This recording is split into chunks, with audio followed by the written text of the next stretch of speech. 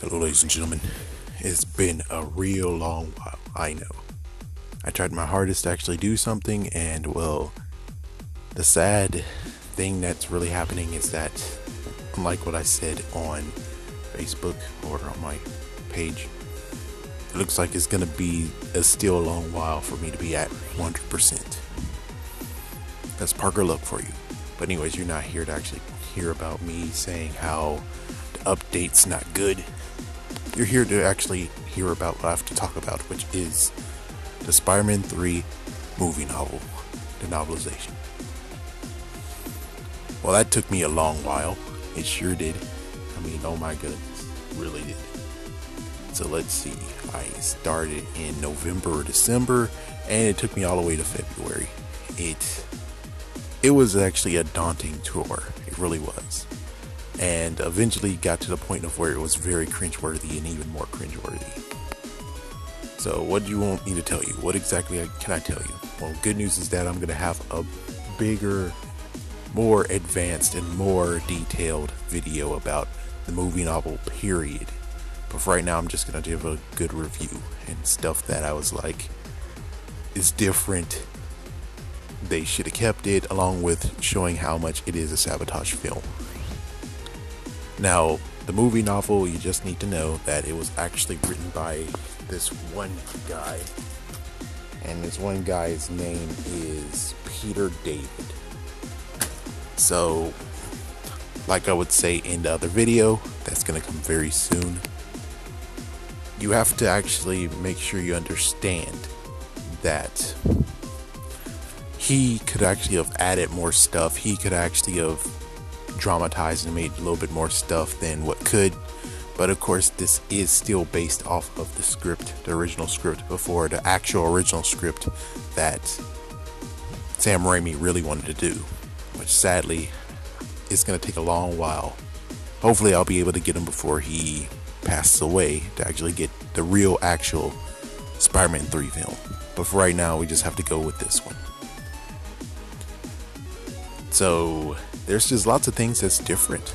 Lots of things that are actually different. Lots of things actually makes more sense. And there's just some things where I'm like, oh, I'm glad they changed it. Of course, you have Sandman. Sandman, of course, all the villains are still the same villains. It's just that there's just some new details to them. So with Sandman, we actually got to see everything, but we actually learned a little bit more about him. We actually see him learn more about his powers, learn how to control them. It was more detailed in this. And also just how the money was able to be absorbed through him. And of course we have Dr. Wallace, which is of course featured in the deleted scenes that they made sure no one knows about. He actually is a major part in this. And of course the parents is, the Penny and also his wife are actually also involved in this. And his wife is very abusive. In the movie, I know his wife was a little bit... She just wasn't really actually a good character to be around. Well, in this version, she actually cusses and hits him. So yeah, she's a little bit more edgy than she is in the movie. As for Sandman, Sandman is a little bit different, where he was actually like, he was more involved with who is getting involved and stuff like that, meaning if you're in his way, because his goal is just to go to Penny and also go to the doctor, who the doctor said he can't do anything. He has money. Sandman gives him lots of money and said, I can get more. All you got to do is do the research and everything. And well, the funny part is that he was only able to do that one money drop. The other money drop was when, of course, we saw in the subway scene. And the subway scene is completely different too. I'm sorry, but issues with the mic here.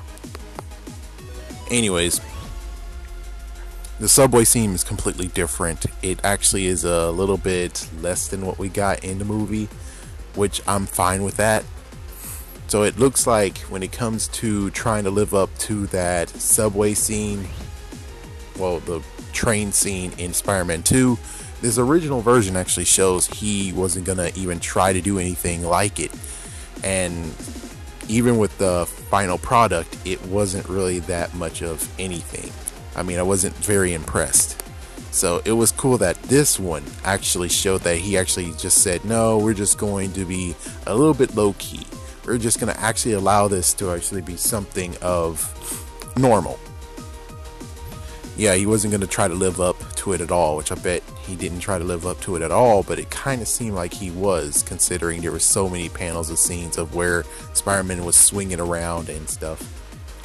And there was even a moment where Sandman actually had Spider-Man pinned down, about to get run over by a subway. Yeah, he was about to actually die from that.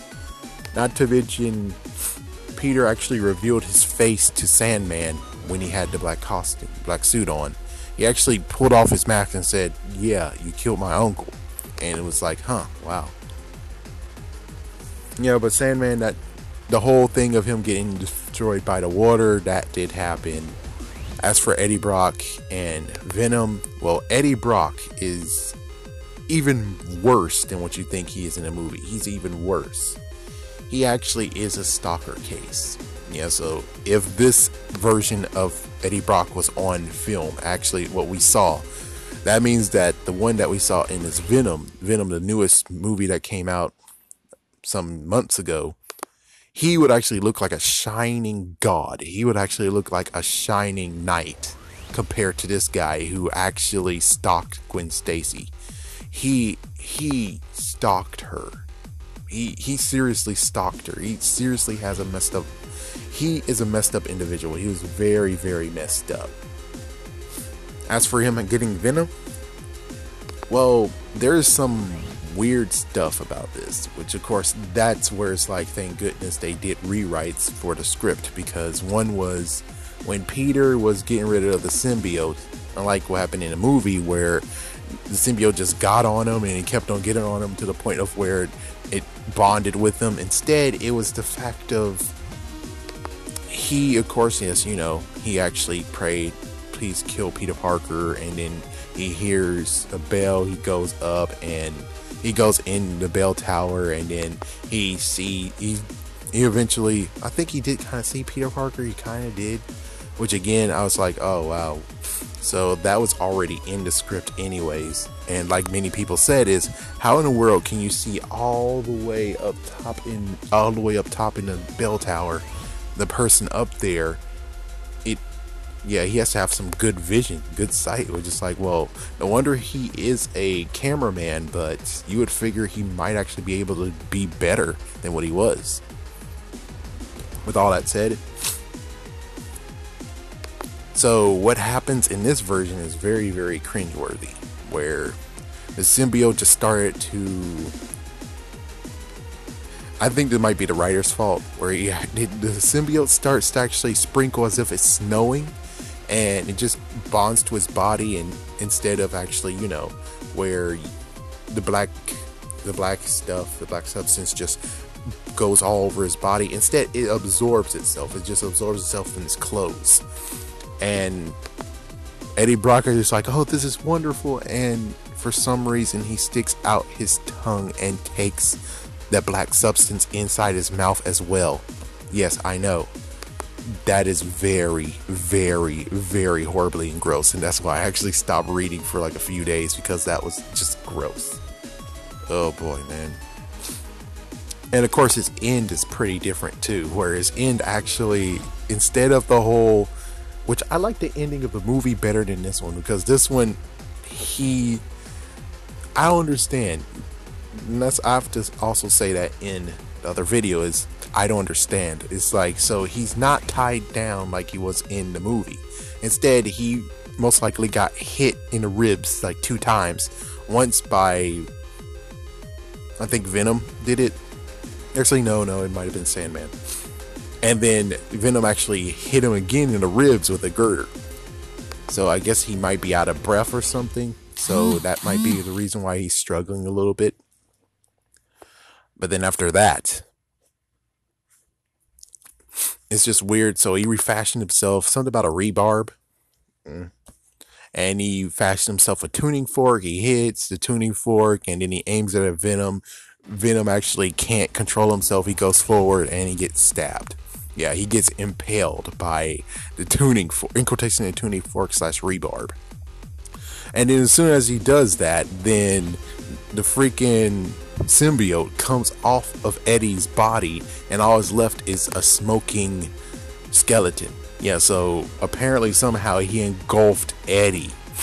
And it's kind of funny that in the book it was like, I think the symbiote actually just took the identity of Eddie.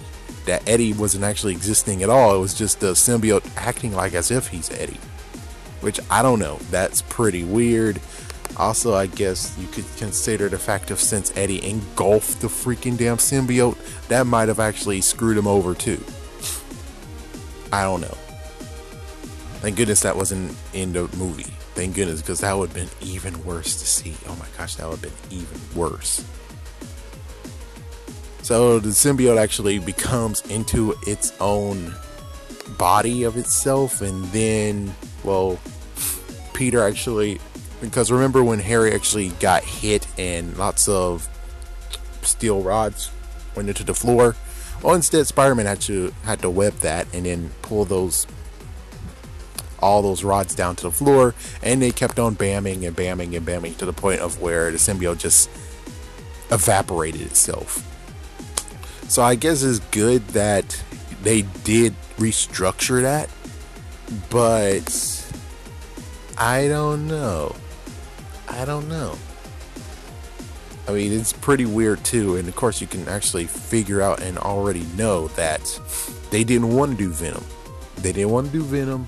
So because they didn't want to do Venom, they kind of didn't do Venom right in the first place, because they didn't want to do Venom. They were forced to.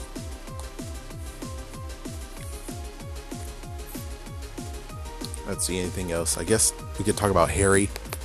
Yeah, the only messed up part about Harry is that Harry's fate has been sealed still. He still dies in this. But this way, he dies even worse than what he did before. Because the first one, this one, what happens is that he's able to fix his glider after his glider actually conked out on him. He goes there, he's able to come there, he sees Venom about to stab Spider-Man, and he takes it.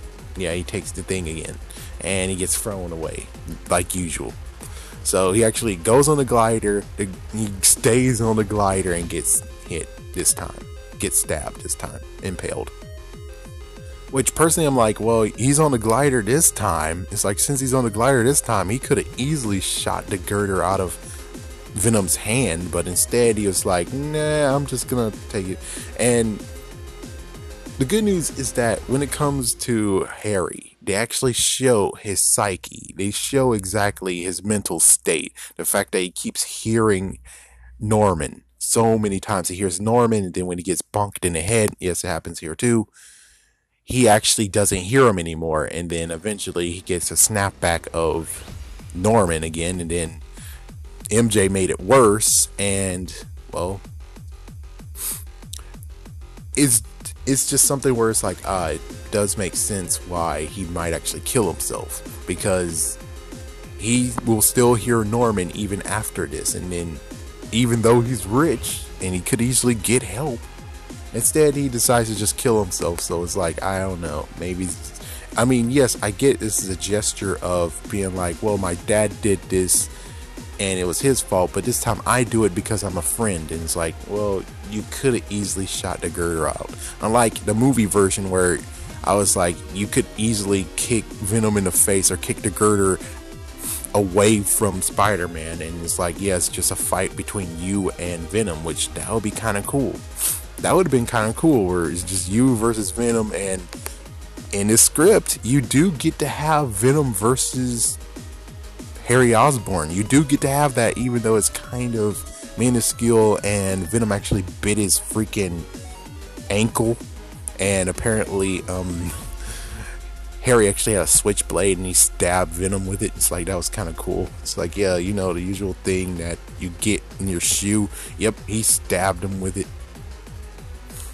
So there's some things that they kept that's the same, and then there's some things that they actually got rid of. And of course, well, deleted scenes and everything, there's actually multiples of where it's like, yeah, we saw those leak out. We saw those that actually have footage of it. And it's like, yeah, so apparently the rewrites happened after filming. So when they started filming, they might have had this one, and then they started to change. Yeah, that might be what exactly happened.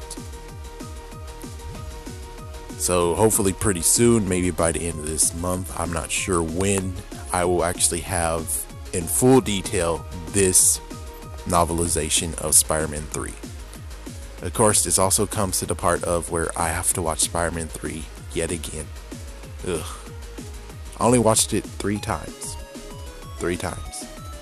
I'm gonna have to watch it for a 4th time to actually understand the true difference between this. But there are differences, definitely are differences. Does it actually help it make it be a good movie? Or it's like it was a good movie beforehand? No, it was still a bad movie, period. It still was a sabotage film because, again, the very original script was Sandman and Vulture. That was the original script. As soon as they actually made him do extra stuff of, yeah, you need to have Harry involved, yeah, you need to have Venom involved, we want you to have a triangle in this. I don't even know if Gwen Stacy actually is supposed to be in this movie to begin with.